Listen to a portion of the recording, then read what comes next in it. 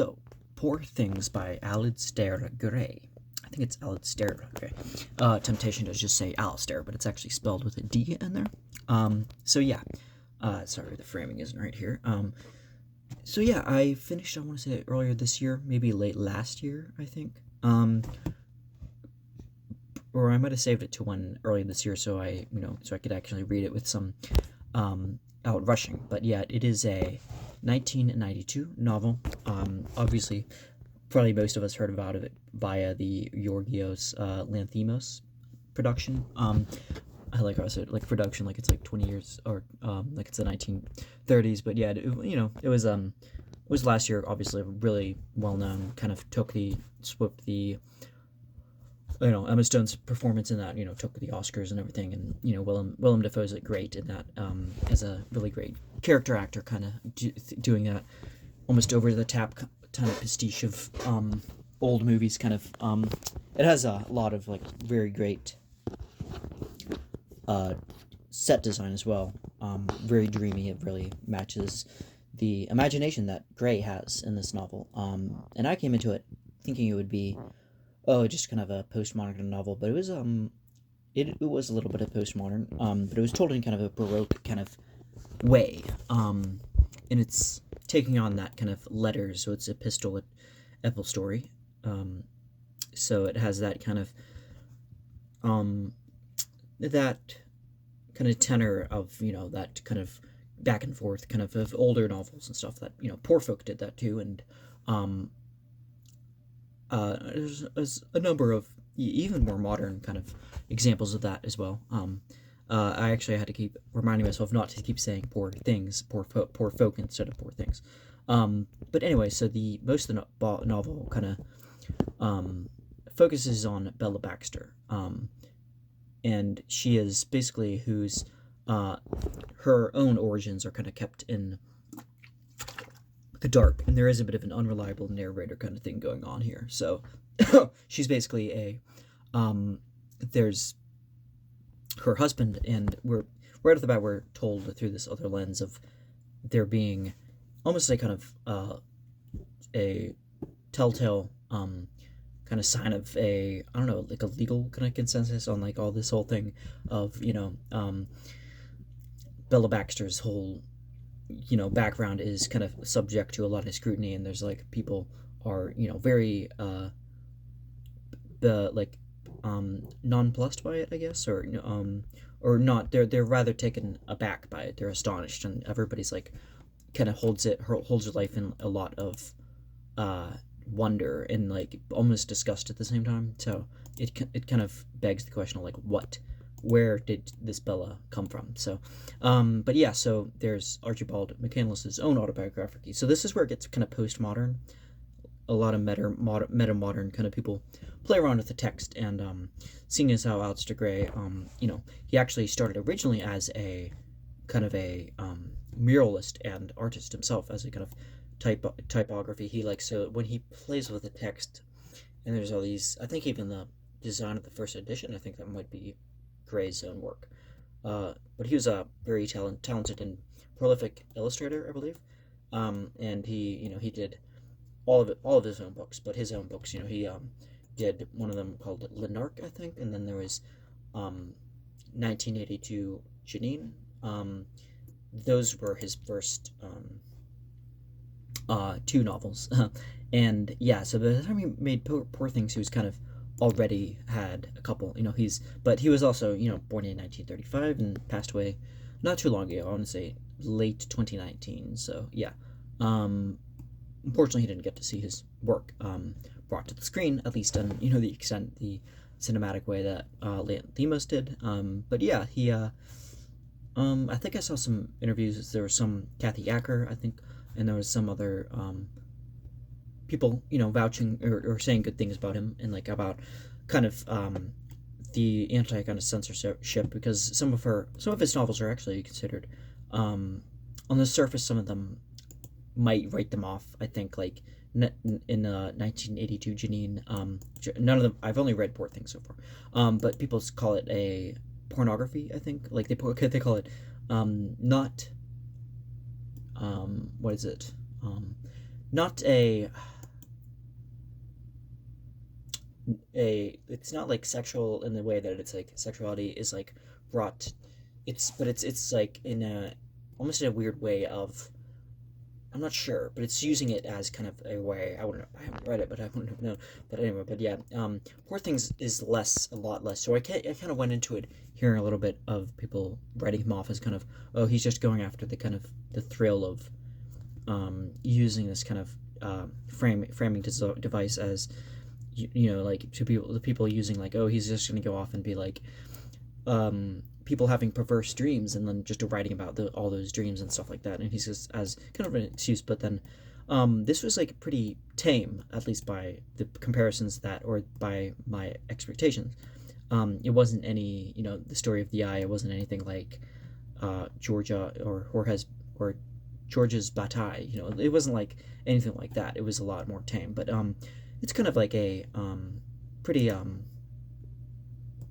uh but that's not to say that there aren't like kind of really I mean the novel is about a woman whose unborn fetus is uh basically replaced has that is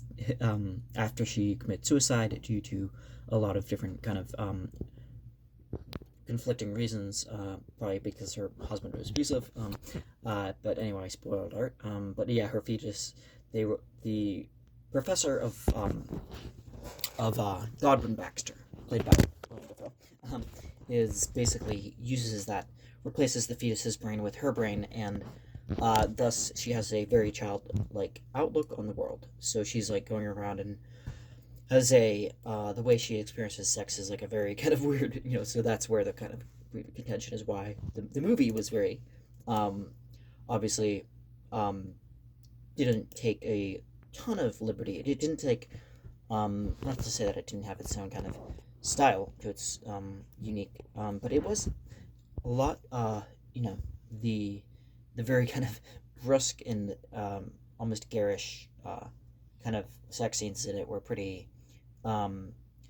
the novel did have a lot of hinting at that, but it didn't seem to be dwelling in that too much to its credit or not credit or whatever. But it was like, yeah, it didn't seem to be using it as kind of a easy kind of plot device or anything like that. I think like the whole, it's more so her kind of going around and kind of finding the liberation of woman and her, you know, the whole like there's different kind of her various kind of Bella's whole arc is kind of self discovery, trying to figure herself out, you know, going around the world and you know, and then all these different kind of it's a very Scottish novel. It's set in Glasgow, and Alasdair Gray is in that sense, you know, he's from Glasgow, so it's like a little bit kind of reflective of his own life and upbringings, and you know, there's the poor things and all that stuff is like you know very kind of almost a um, these kind of it's like in a sense almost like kind of surreal in that sense, but it's also taking a kind of very very ridiculous narrative and talking as if it's like as if it's just been kind of I don't know but yeah it's like this idea of the Frankenstein kind of whole you know Mary Shelley's kind of classic tale of you know you know that is very obviously taking a lot of influence from that kind of life and you know in the way that Godwin Batsker is a eccentric you know kind of trope of the mad scientist how he takes and repurposes that life and somehow like just like the inner logic of it too I really loved like this kind of the interior detached logic of this uh you know the this manic kind of you know Glasgow kind of you can I see him you know in these characters some of them you know like the way he's able to Archibald and him he like mainly him is like kind of the you know he has a kind of a rung of he's kind of known for his very odd things of like you know sewing on the head of an oxen on like the head of a dog or something you know something really simple or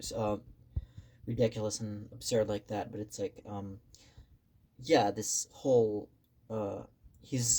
he becomes kind of a father figure to Bella Baxter too like he's like that's why he named her after him there's a bit of that whole kind of a little bit of too much of a trope of the his name being Godwin God like God Baxter um and him being kind of a father figure and a patriarchal kind of figure not only giving life but also giving kind of guidance and certain. But there's also the narrative at some points kind of comes to a more of a aware kind of standpoint where it's like, but also that it's she was herself had to go and make this kind of womanly or her own, um, whether it was kind of through an excessive way of through the brothel. That's probably the most hard to listen part of the novel, and the part of the film that was probably hardest to watch too. But it was being faithful, I think, in that sense too. It was very it had a heart to it too, in that sense. It's like the fact that she goes around and she's taken advantage of this of the Duncan Weddenborough. He's like this very Mark Ruffalo did a great job in that too. He the way he uses Bella, like knowing her full well that her childhood kind of, or that her how this works out, and then kind of demonizing her as well, and like kind of invoking kind of witches and curses, and kind of like she's like kind of a she's a curse upon a blight upon humanity. It's very eccentric. It's very um at one point loquacious and very uh somewhat prickly, and it's kind of phantasm, but it's also sensory, like the sensory details, and the attention to detail there too. It's like of like what you would sound like, almost like a manuscript that was held up to scrutiny, I guess, of what you might imagine something to be said of the Enlightenment time too, of like a little bit of that, this the dare to know kind of era, um, of curiosity, and but also kind of a little bit too much, like what happens if people know too much, and like this idea of the uh that trope of the mad scientist, getting a little bit too ambitious, getting too stuck in his ways, and a little bit too fixated on this whole process of trying to um but yeah, the it's like a lot of different kind of ways you can see this novel. It's definitely multi-layered, but I think that's all I have for Poor Things by Alasdair Gray, and I will be definitely it definitely did kind of